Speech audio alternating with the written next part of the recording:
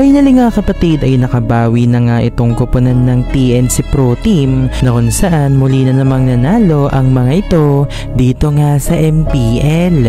Coil, bagong jungler ng TNC, palong-palo ang galawan. Siya na nga ba ang tatalo dito kila Carl TC? Carl TC hindi pinaobra itong koponan ng Team Falcons. Pinaisa lang, gusto pa manalo. Pag-uusapan natin yan sa araw na ito. Pero bago nga natin ito pag-usapan, huwag nyo kalimutang mag-subscribe at i-hit ang notification bell para mas maging updated ka pa sa mga future uploads natin.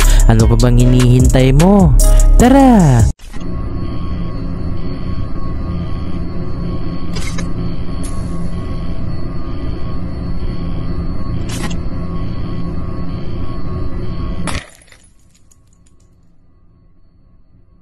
Ngayon nga kapatid ay usap-usapan nga itong bakbakan ng DLPH at itong koponan ng Team Falcons na kung saan isa rin yan sa ating ang inaabangan.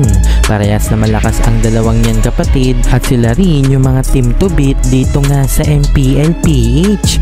Nagkaalaman na nga ngayon dito nga sa League 2 ng MPL regular season.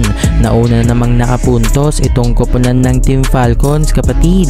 Pero matapos nun, hindi na nga pinaobra nitong koponan ng TLPH ang Team Falcons at na-reverse sweep nga itong koponan ng Team Falcons. Umaasa pa naman itong Team Falcons kapatid na magiging maganda nga ang kanilang simula dito nga sa League 2 ng MPL. Pero imbis na manalo ang mga ito, natalo pa at nag-choke literal itong koponan ng Team Falcons. Mapapansin natin kapatid na mabilis nang mag-adjust itong koponan ng TLPH ngayon. Kahit natatalo nga sila ay nababawian nga nila ang mga ito kapatid at sila nga ang nananalo.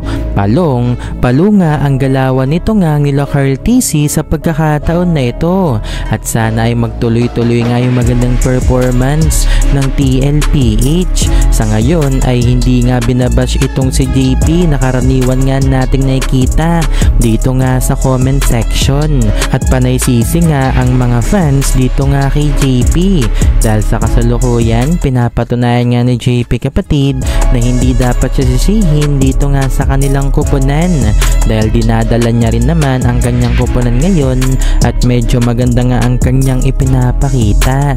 Gayon pa man kapatid, kinakailangan naman makabawi nitong koponan ng Team Falcons. Medyo hirap nga at inconsistent ang laruan nitong ang Team Falcons kapatid. Hindi ko nga alam kung bakit nga ba ganyan ang laruan ngayon ng Team Falcons. Baka hinahanap-hanap nga ng mga ito itong si Coach Daki. Nasa kasalukuyan nga kapatid, wala nga dito sa kahit anong koponan ng MPL. Sa madaling salita ay nagpapahinga nga itong si Coach Daki at syempre buhay asawa muna itong ang si Coach Daki sa pagkakataon na ito. Pero mapapansin natin na mukhang natatalo lang sa draft itong koponan ng Team Falcons. Hindi pa rin kasi alam ng kanilang bagong coach kung ano nga ba yung mga dapat gawin o yung mga nababagay na draft sa kanilang ang mga bakbakan. Syempre iba pa rin naman si Coach Daki kapatid. Alam na alam niya nga yung mga best na mga hero para nga sa kanilang mga players. Pero syempre makakapag-bounce back pa rin kahit papaano itong koponan ng Team Falcons.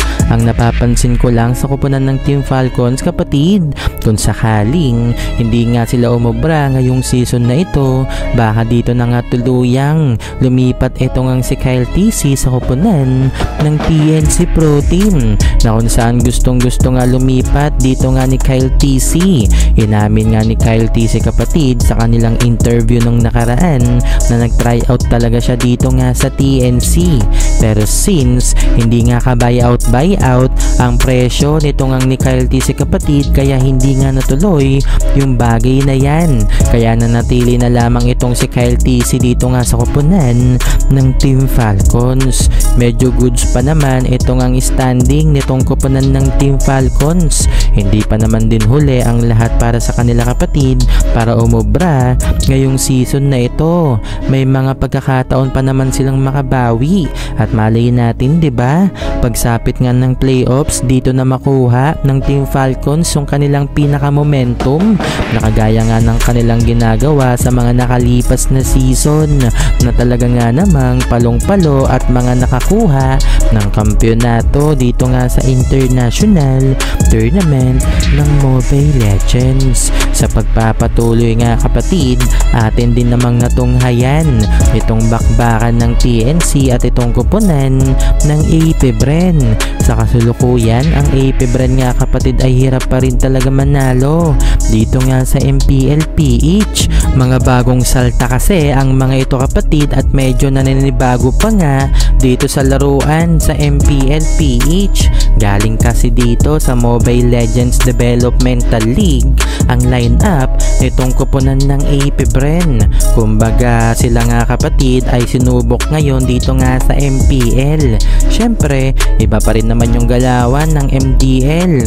Di hamak na mas malulupit nga yung galawan dito nga sa MPL-PH. Hindi porket isa nga itong lineup ng AP Bren ngayon ang nambalagbag dito nga sa MDL ay ganun din ang kanilang ipapakita sa MPL. Kumbaga nakakita nga o nakaranas na nga ng tunay na laban itong koponan ng AP Bren dito nga sa MPL ngayong season na ito. Kaya naman madali na lamang tinalo ng TNC Pro Team itong AP Bren. Sa katunayan pa nga niyan, kung kailan pa nga mahina ang kanilang kalaban kapatid, dito pa nga sila nagpalit ng lineup dahil itong si Zyda ay binangko na muna pati nga itong si Lord JM. Tulad nga ng sinabi ko sa nakalipas na content ko kapatid, isa nga si Lord JM sa nagiging inconsistent dito nga sa TNC. Kumbaga, isa si Lord JM dito nga sa butas ng TNC Pro Team. Kaya naman pinalitan nga siya nitong ang ni Trimmer TC ngayon sa laban nila dito sa AP Bren. At itong si Zyda pinalitan din nitong ang ni Coil na kung saan sa pagpasok nga ni Trimmer TC at Coil abay maganda nga kaagad ang naging resulta ng laban kapatid. Nanalo nga sila kahit pumalag-palag nga itong koponan ng AP Bren. May kita natin na malupit din pala sa retrihan itong ang si Coil at lalong lalo na kapag hawak-hawak niya nga ang Fanny kapatid na sobrang solid din ng kanyang mga cables. Kumbaga pinapatunayan nga nitong rookie na kaya niya makasabay dito nga sa MPL teams. Pero syempre take note, AP Bren lang ang nakalaban ng TNC. Matik yan. Kapag mahina ang kalaban, sure win. Pero syempre kapag malakas ang kalaban kapatid, hirap na nga manalo itong koponan ng TNC Pro Team. Base lamang yan sa kanilang ang performance sa mga nakalipas nilang laban. Pero syempre tingnan pa rin natin kapatid kung magiging epektibo nga ang kanilang performance ngayon sa panibago nilang lineup, lalo na't kung makatapat na nga sila ng malakas na koponan dito nga sa MPL. Diyan nga natin malalaman kapatid kung yung lineup ba na yan ang makakapalag hanggang dulo. Pero kung ating ang titingnan kapatid, ito na nga bang si Coil ang makakatapat sa lakas nga nitong ni Carl TC? Sa tingin ko, malayong malayo pa ang laruan ni Coil dito nga kay Carl TC kapatid. Si Carl TC kasi ay napakahusay at marami na ngang napatunayan dito nga sa MLBB. Maraming kampyonato na rin ang nag-iisang Carl TC dito nga sa MPL. Tinataguriang ang young goat itong si Carl TC dahil sa mga kabilaang kampyonato niya na dito nga sa larangan ng Mobile Legends. 2-time world champ lang naman itong si Carl TC. Kaya naman hindi mo nga may tulad itong si Carl TC easy dito nga kay Coil. Si Coil ay nag-uumpisa pa lamang kapatid at syempre subaybayan nga natin ang kanyang karera ngayon dito nga sa MPL.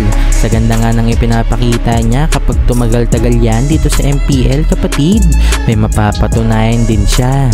Pero sa ngayon ay mag-focus muna siya hanggang manalo-nalo pa nga sila dito nga sa TNC. Hindi pa rin kasi sigurado itong TNC kapatid kung sila nga ba ay papasok dito sa playoffs dahil habang papalapit nga ng papalapit ang playoffs kapatid, painit din ng painit ang mga laban. Syempre hahabol itong mga nangungulelat na mga koponan. Kaya hanggat maaari yung mga nangungulelat na koponan ngayon kapag nakalaban ng TNC, dapat manalo ang TNC dahil kapag malakas na nga ang kanilang kalaban na kagaya ng Aurora, Onyx PH, TLPH at Team Falcons, sobrang nahihirapan nga itong TNC. Tulad nga ng sinasabi ni Boss Dogs kapatid noon na ang mga tunay nga nilang kalaban ay yung mga koponan na nabanggit ko dahil kapag natalo nila yan, yun ang patunay na malakas talaga itong TNC ngayong season na ito. So kapatid, ano ang reaction mo sa video na ito? Si Coil na nga ba ang susi ng TNC sa susunod nilang mga laban at sunod na pagkapanalo? I-comment mo sa baba. Maraming salamat.